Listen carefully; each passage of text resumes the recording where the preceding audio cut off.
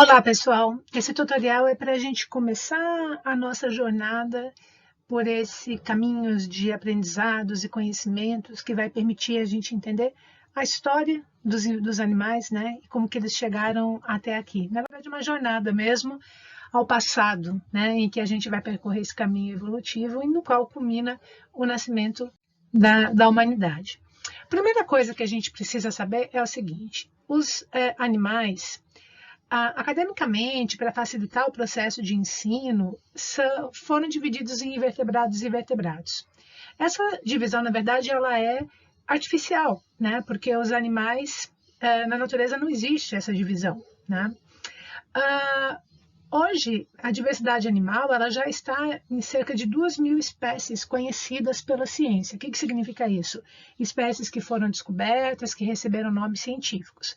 Mas há uma expectativa que hajam pelo menos 30 milhões de espécies ainda a ser descobertas, que estão em todas essas florestas ainda que não foram estudadas, né? Essa diversidade animal, né, que é a maior, ela é completada com uma diversidade de mais de 300 mil espécies de plantas, 100 mil de fungos, 80 mil de protistas e mais de 4 mil de bactérias, né? Os invertebrados, eles correspondem a mais ou menos 30 filos, né, de animais, enquanto que 95% da fauna. Enquanto que os vertebrados são apenas 5% e eles possuem um único filo, o filo Chordata, que também possui representantes invertebrados, né? Por isso essa divisão ela é tão artificial, né? Ela não existe, porque se por um lado os vertebrados eles são agrupados por terem vértebras, ossos, enfim, como uma estratégia de sobrevivência, os invertebrados são muito diversos, né? Então não existe uma característica que todos eles tenham ou que os vertebrados não tenham. Dessas espécies todas essa estimativa que a gente ainda vai descobrir, a maioria são invertebrados, né? E dentre os invertebrados, a maioria deles são insectos, né? Os invertebrados, eles não superam os vertebrados apenas em número de espécies, mas também em quantidade de animais. Se a gente pegar 1 hectare de terra e medir o peso de anelídeos e de artrópodos que existem nesse solo, ele vai dar em torno de 1.000 quilos. Os vertebrados correspondem a apenas 36, né? Então, os invertebrados, eles de fato predominam no nosso planeta. Nesse gráfico aqui, a gente vê a representação da frequência de cada um dos grupos, né? Aqui em azul são os artrópodos, né? Então, a gente vê aqui claramente como eles predominam, né, nesse grupo dos animais. Em vermelho a gente tem os cordatas e nessa outra fininha vermelha aqui é que estão os mamíferos, né? E dentre os artrópodos não são todos, né? Os que predominam de fato são os insetos e entre os insetos são os coleópteros, né? Que existe esse padrão bem adaptado para a vida do planeta. Nesse gráfico aqui a gente tem as frequências dos vertebrados e a gente vê que metade dos vertebrados são peixes, né? O segundo grupo maior são as aves e mamíferos representam um grupo pequeno aqui nesse universo. O reino animal ele vai ser formado dos animais chamados de metazoários. Meta vem do latim, né, dos animais verdadeiros, e os animais eles são diferenciados de plantas, fungos, protozoários e todos os outros grupos por 4 características. Eles possuem tecidos verdadeiros, tecidos embriológicos, né, endoderma, ectoderma, mesoderma. Plantas não possuem, né? Os outros grupos não possuem. Eles possuem o corpo com uma simetria corporal, que pode ser radial ou pode ser bilateral. Possuem uma cavidade digestiva, uma vez que eles dependem, né, do recurso externo para tirar os nutrientes dos quais eles se alimentam. E possuem um sistema nervoso, ou difuso ou centralizado. No entanto, a gente tem alguns grupos, como por exemplo os poríferos, que não tem nenhuma dessas 4 características, mas também não são nem plantas, nem fungos, nem protistas, né? Eles estão no começo da origem dos animais, ainda não são animais, não têm todas essas características, mas estão ali, no começo, na base. Por isso que eles são chamados de parazoa, que significa grupo paralelo, né? E entre o parazoa e o metazoa, a gente tem um grupo intermediário, um pequeno grupo de animais, que são chamados de mesozoa, que não teriam todas as características, teriam apenas algumas delas, né? Os invertebrados, eles são muito conhecidos pelas pessoas pelos malefícios que eles causam, de fato, né? Alguns invertebrados, muito poucos, quando a gente compara com o total, transmitem doenças ou possuem toxinas que reagem com o organismo humano, ou são pragas na agricultura ou podem destruir os bens humanos. De alguma forma traz algum prejuízo. Mas eles são muito poucos. A maioria dos invertebrados vão ter papéis muito importantes no ambiente, né? Eles fazem parte da cadeia alimentar, muitos bichos se alimentam de invertebrados. Eles são muito importantes para fazerem a decomposição e a reciclagem de nutrientes, né? Se não fossem eles, as árvores mortas, as plantas mortas, os animais mortos, as fezes, elas iriam se acumular no chão, no piso da floresta, e essa floresta iria morrer, né? São eles que reintegram esse material dentro do sistema. Eles são importantes na manutenção de ambientes, como, por exemplo, o Recife de Corais, onde existem inúmeras espécies que só vivem ali naquele ambiente, que depende daquele ambiente. São responsáveis pela polinização de mais de 60% das plantas, fazem a dispersão das sementes, fazem o controle biológico dos outros grupos, que podem, inclusive, trazer algum problema para os seres humanos ou para o ambiente, e muitos deles possuem toxinas ou possuem alguma substância no seu corpo que são utilizadas para curar as doenças, né, das pessoas, né? O estudo dos invertebrados, dos animais no geral, das plantas também, eles vão permitir, através de uma análise de quantas espécies tem ou quais espécies tem, para um biólogo fazer um diagnóstico da saúde desse ambiente, da produtividade desse ambiente, né? E a partir disso poder fazer uma adaptação, né? Uma proposta de uma intervenção, né? Então esses organismos eles são chamados de indicadores de distúrbio ambiental. Então a presença ou a ausência de algum animal nesse ambiente pode ser utilizado, então, para essa avaliação. Então, aqui a gente tem o percurso que as plantas, né, foram, né? Então, a gente tem, a partir desse ancestral, a gente vai ter a linha dos protistas. Dos protistas, a gente vai ter 3 linhas, né? Das plantas, dos fungos e dos animais, né? Então, esse é o percurso das plantas.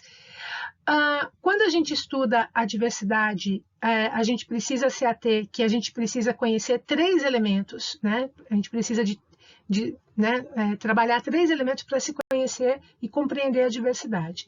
A gente precisa saber como que são as inter-relações dessas espécies com o meio abiótico, ou seja, o meio não vivo, temperatura, luz, umidade, vento e por aí vai. A inter-relação com o meio biótico, ou seja, com os outros seres vivos, sejam plantas, fungos, protistas ou animais, né? E a gente precisa conhecer a evolução, ou seja, o percurso que ele fez ao longo da história para chegar até aqui. Então, todo organismo, para eu poder entender esse organismo dentro desse contexto, eu preciso conhecer, além da sua morfologia, eu preciso conhecer a sua fisiologia, a relação com o ambiente, a sua genética, a sua bioquímica, a sua embriologia, o seu comportamento, enfim, né?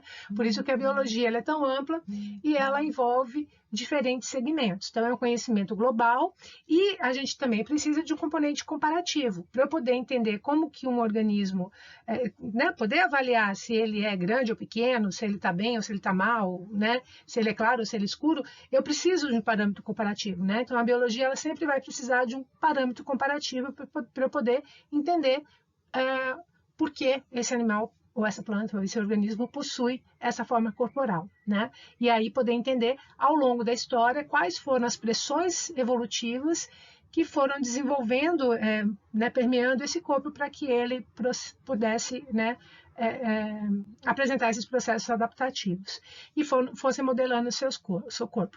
Lembrando que tudo isso aqui são hipóteses, né? A gente não tem como voltar e ver exatamente como foi. Então, todas essas pesquisas, baseadas em evidências que existem hoje, elas subsidiam essas hipóteses para que a gente possa fazer esse percurso. E a outra pergunta importante é por que a gente precisa compreender a diversidade, né? Então, a diversidade é que mantém a vida no nosso planeta, né? São essas milhares de espécies que estão conectadas e que todas têm uma função e um papel muito importante no ambiente. Se eu não compreender como que ela é, hoje, das necessidades que ela tem e do percurso evolutivo que fez com que ela fosse do jeito que ela é hoje, eu não tenho como preservar, né? Isso é muito importante para mim. Como que ocorre esse processo de evolução? Então, a gente tem um ancestral, né, que é esse primeiro aqui bonequinho, que ele vai sofrer uma radiação, ou seja, ele vai se espalhar e vai ocupar diferentes ambientes. Cada ambiente que ele ocupa possui demandas específicas, né? Ele vai ter determinadas, né? Então, algum ambiente vai ter menos luz, o outro vai ter mais luz, ele vai ter um solo com determinados nutrientes, enfim, dependendo do ambiente onde ele está, ele vai ter determinadas necessidades que, aos poucos, né, ao longo do processo evolutivo, vai selecionando aqueles indivíduos mais aptos a viverem naquele ambiente e vai mantendo esse padrão ao longo da história, até que no final a gente tem, a partir de um ancestral, diferentes formas corporais, né? Como a gente tem aqui na figura. Esse indivíduo, então, ele vai estar lá no ambiente dele, modificando progressivamente, né? Mudando as suas estruturas, até que de repente acontece alguma coisa, uma doença ou mudanças climáticas, alguma coisa acontece que mata, né? Que elimina uma quantidade muito grande, e os que sobram estão muito fraquinhos, então eles acabam deixando um espaço nesse ambiente. E aí o que acontece? Uma outra espécie que estava no outro ambiente se aproveita desse espaço que foi formado, ela entra mais forte, né, e com mais, né, com esse mais ímpeto de colonizar esse ambiente. Como aquele indivíduo estava fraquinho, ele acaba perdendo, então, o espaço para esse ambiente, e uma nova característica biológica ela é colocada, né, nesse contexto. O que acontece com esse indivíduo fraquinho aqui? Ele tem duas alternativas. Ele vai poder desaparecer, se extinguir por um processo de competição, ou ele vai procurar um outro ambiente, né? Um ambiente, um hábitat marginal, que é pouco preferido pelas outras espécies, né? Que não é tão bom quanto aquele, mas que ele tem a chance de sobreviver. A gente vai trabalhar aqui com uma terminologia chamada de Bauplan. Bauplan é um termo alemão, né, que em inglês ele vem de body plan, em português é a arquitetura do corpo, né?